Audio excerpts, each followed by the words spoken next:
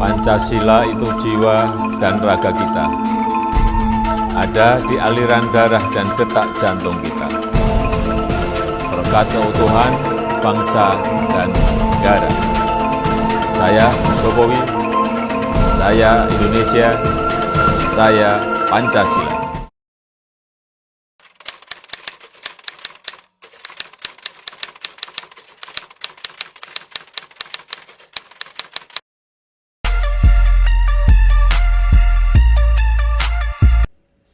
Cinta karena kulinernya, beragam cita rasa dari berbagai daerah membuat saya cinta Indonesia.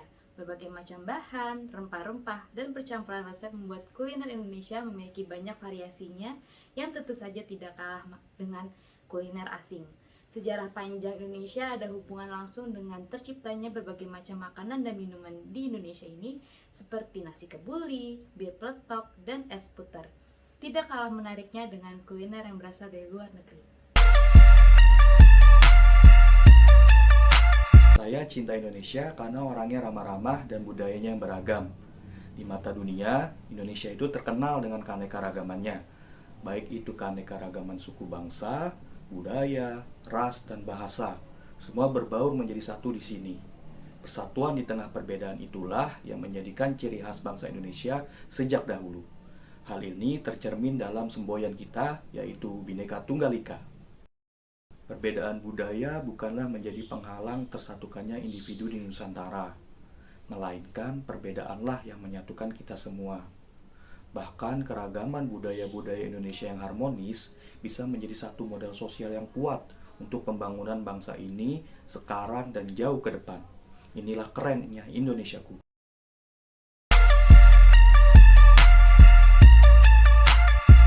Alasan saya cinta Indonesia karena toleransi beragama di Indonesia sangat baik. Karena kita bisa beribadah dengan tenang sesuai dengan kepercayaan kita masing-masing. Lain halnya dengan negara lain, contohnya Myanmar, umat Islam Rohingya tidak bisa beribadah dengan tenang.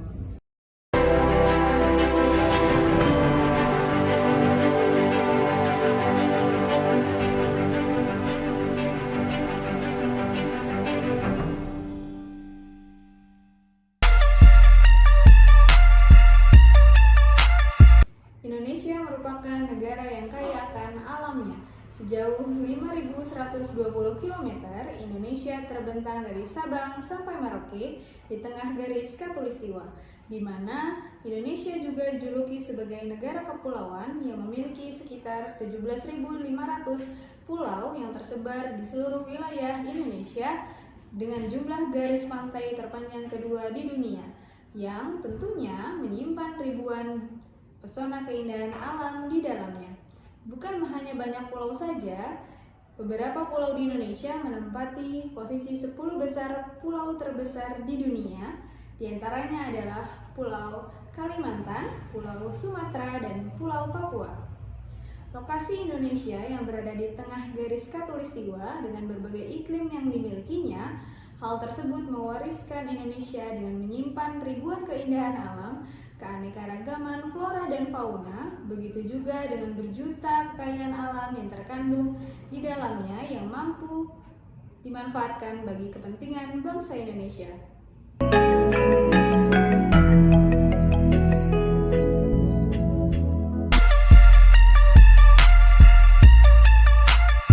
Karena saya kagum dengan cerita perjuangan kemerdekaan bangsa Indonesia. Salah satu cerita yang saya suka adalah cerita tentang pemerintahan darurat Republik Indonesia atau PDRI. Pada tanggal 19 Desember 1948, agresi militer Belanda menyerang ibu kota Indonesia yang pada saat itu adalah Yogyakarta. Yogyakarta hancur. Dwi Tunggal, pemerintahan tertinggi Indonesia, Soekarno-Hatta ditangkap dan pemerintah Belanda mengumumkan pada dunia bahwa Indonesia sudah kalah dan Indonesia sudah tidak ada lagi. Tapi 2 hari kemudian, Mr. Syarifuddin Prawinegara, ketua PDRI saat itu, mengatakan bahwa Indonesia masih ada, rakyat masih berjuang, sehingga pemerintah-pemerintahan dunia menyoroti Belanda dan mulai mendukung Indonesia. Dari itu, pemerintah Belanda geram. Mereka ingin menangkap PDRI dan Mr. Syarifuddin sebagai benteng terakhir kemerdekaan bangsa Indonesia. Tapi Mr. Syarifuddin dan perangkat pemerintahannya tetap bertahan selama 7 bulan, pindah dari hutan ke hutan untuk kabur dari Belanda dan tetap melalui radio memberitakan bahwa Indonesia masih ada dan membuat Belanda akhirnya mau berunding dengan Indonesia. Dari cerita ini menunjukkan bahwa perjuangan bela negara Indonesia bukan saja bentuknya militer, tapi diplomasi dan juga usaha-usaha kemerdekaan melalui pendekatan-pendekatan dengan negara-negara sahabat.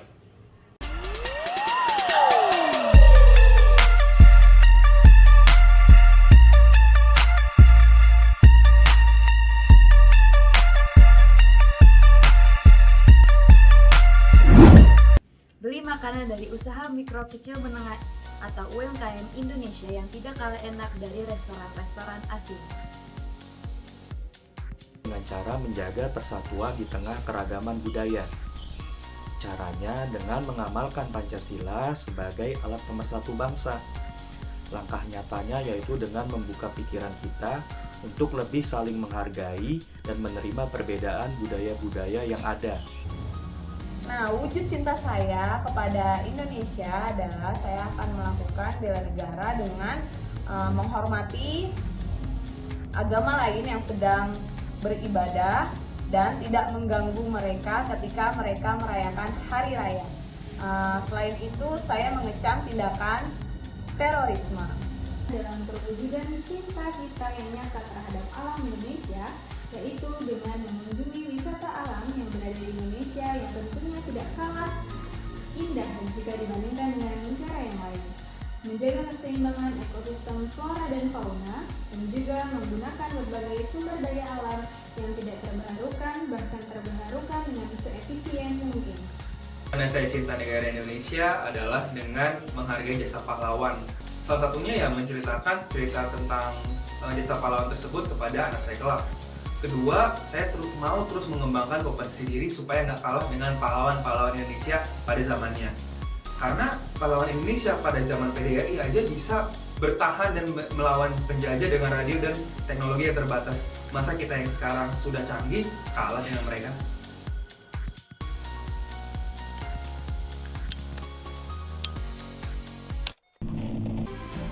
Engkau, pemuda-pemudi yang ada di sini, kerjakanlah pekerjaanmu sebaik-baik. Kerjakanlah sebaik-baiknya, oleh karena apa yang kau kejar sekarang ini adalah ilmu.